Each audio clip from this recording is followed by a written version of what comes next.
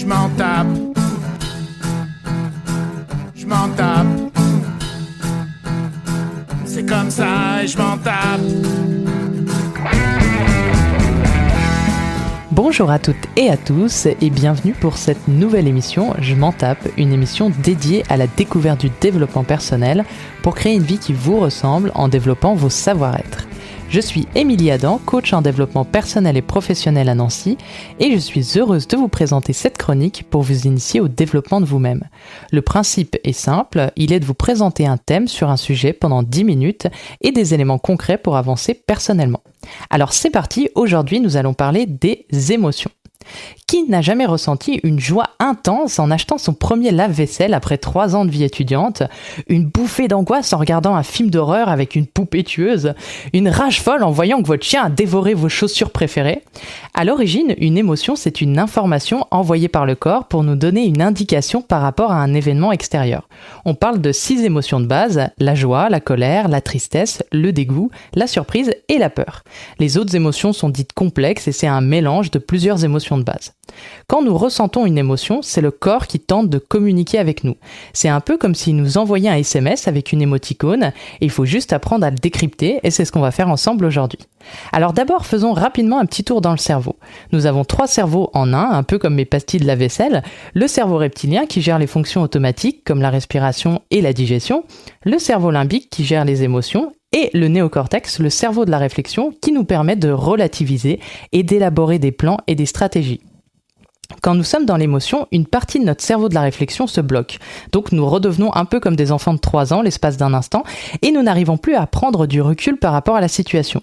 Ce sont les émotions qui prennent le contrôle et c'est comme ça qu'on se retrouve à hurler sur ses enfants pour qu'ils arrêtent de crier ou à insulter le mec devant nous qui a oublié son clignotant mais en même temps il aurait pu quand même le mettre son clignotant espèce... Bref, ça m'apprendra à écrire cette chronique en voiture avec mes enfants derrière. Alors décodons maintenant les différentes émotions de base et leur signification. Quand mon corps m'envoie de la joie, eh bien il me dit « Vas-y Émilie, recommence, c'est super bon pour toi !» Alors évidemment, je parle des émotions saines par rapport à des comportements sains parce que si je me prends une bonne cuite, je vais être super joyeuse dans l'instant, mais ça veut pas forcément dire qu'il faut que je recommence. La joie, c'est une émotion qui nous pousse vers le haut. Ensuite, si mon corps m'envoie de la colère, il me dit « Émilie, là, il y a une frontière, une valeur, une limite qui est pas respectée. » Donc, il va falloir faire respecter ça et recadrer là où les personnes qui viennent d'enfreindre mes règles du jeu. Alors, pas avec une batte de baseball, évidemment, mais en communiquant de manière non violente, par exemple. La colère, c'est une émotion qui nous pousse vers l'avant dans l'action. Quand mon corps m'envoie de la tristesse, il me dit « Là, Émilie, il faut que tu te poses un instant pour vivre un deuil, un changement. » C'est une émotion qui pousse vers le bas et qui invite à s'arrêter un instant pour faire une pause.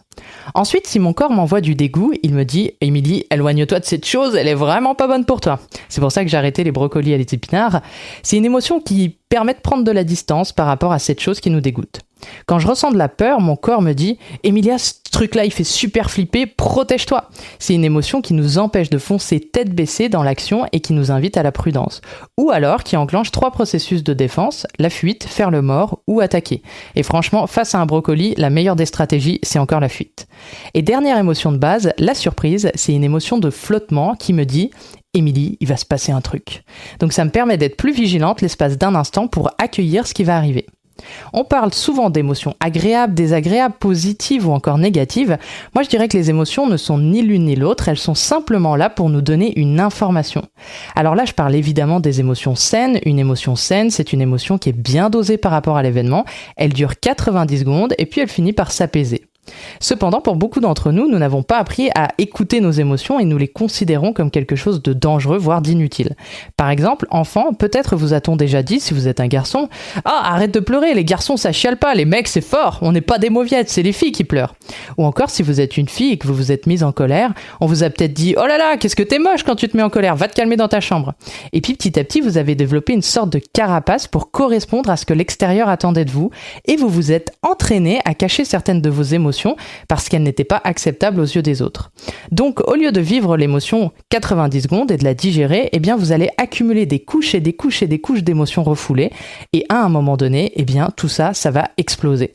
Et c'est comme ça que certaines personnes pètent un câble ou s'effondrent par rapport à un petit événement ou encore tombent en dépression ou en burn-out. C'est souvent l'accumulation des différentes émotions non exprimées qui fait exploser le système. C'est un peu comme si vous conduisiez une voiture et qu'à chaque fois qu'un voyant orange ou rouge s'allume sur le tableau de bord, et bien hop, vous mettez un petit coup de marqueur noir dessus, histoire de pas le voir. À un moment donné, votre voiture, elle va forcément s'arrêter. Croyez-moi sur parole, j'ai essayé le coup du marqueur, ça marche pas du tout. Et pour les émotions, c'est pareil. Et là où normalement nous devrions avoir des émotions saines, de courte durée, eh bien nous avons des émotions qui durent dans le temps, qui deviennent des sentiments ou des humeurs, voire même des traits de personnalité quand elles perdurent plusieurs mois ou années. Parce qu'à force de ressentir la même émotion tout le temps, eh bien vous vous êtes musclé, entraîné à la mettre plus en avant que les autres.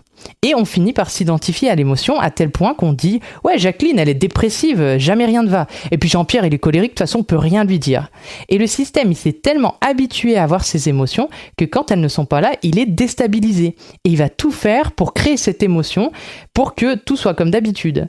Alors imaginons Jacqueline, qui est un petit peu plus joyeuse que d'ordinaire, eh bien son système, il va paniquer, il va se dire « Oh là, qu'est-ce qui lui arrive à Jacqueline? Elle est bien trop joyeuse aujourd'hui. » Et le système qui d'habitude accueille la tristesse et la dépression, il est en manque. Et il va se dire, vas-y, envoie-lui le souvenir de son chat qui est mort pour qu'elle soit à nouveau triste comme d'habitude. La bonne nouvelle, c'est qu'on peut aussi s'entraîner à ressentir d'autres émotions comme la joie, l'amour, la bienveillance. Et finalement, c'est juste une histoire de répétition, d'entraînement et de choix. Alors c'est bien beau tout ça, mais comment fait-on pour mieux gérer ses émotions?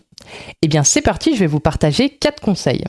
Alors la première étape, ce serait de réussir à faire un pas de côté pour être plus dans l'observation de ce qui se passe en vous.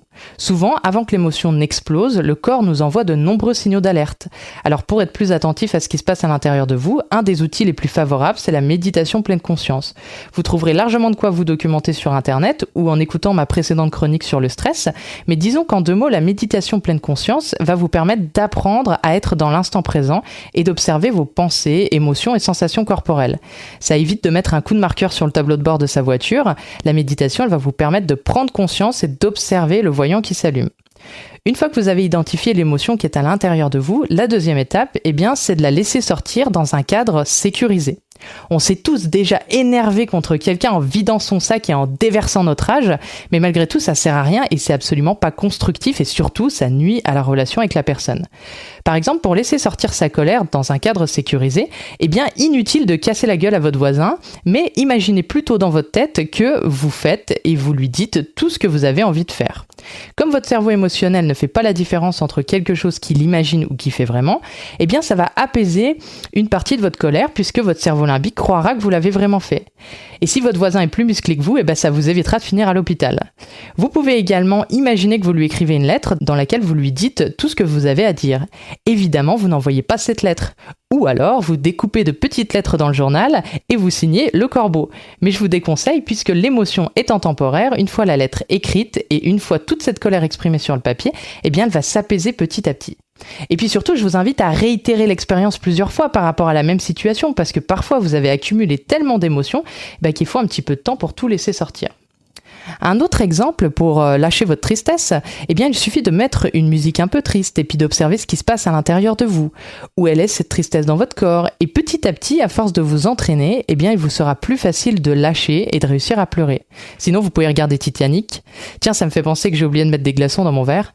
Ensuite, troisième conseil, je vous inviterai à aller travailler sur votre passé, qui peut engendrer des émotions démesurées par rapport au présent parce qu'ils ont été accumulés depuis des années.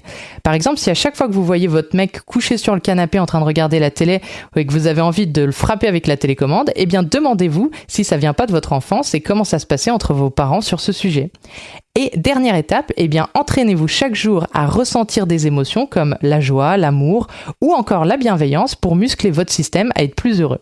En attendant, je vous souhaite une belle exploration de vos émotions et je vous dis à bientôt pour une nouvelle chronique Je m'en tape.